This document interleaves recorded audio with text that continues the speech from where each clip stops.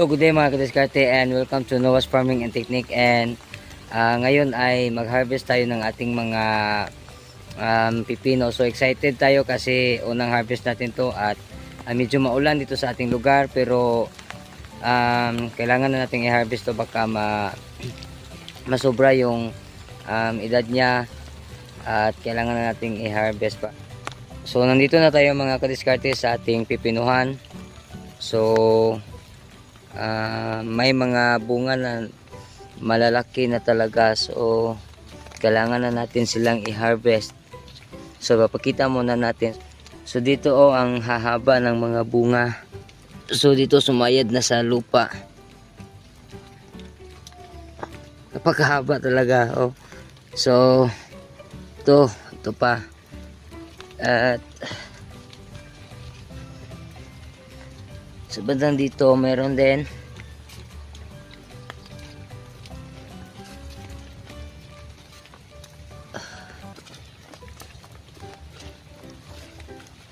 So dito napaka-satisfied talaga sa bunga ng S2 seeds. So mahigit isang dangkal.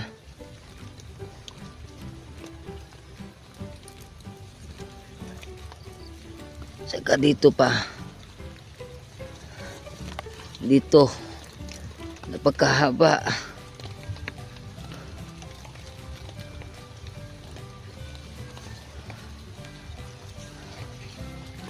At mayroon din dito. So very satisfied po tayo sa naging bunga ng ating mga pipino. Yung iba dito ay medyo nahuli dahil sa medyo nasisilungan siya ng mga malalaking kahoy. Pero mayroon na din, nag-umpisa na rin silang magbunga dito. So medyo papalakihin lang muna natin to konti. So ito na, at nandito rin.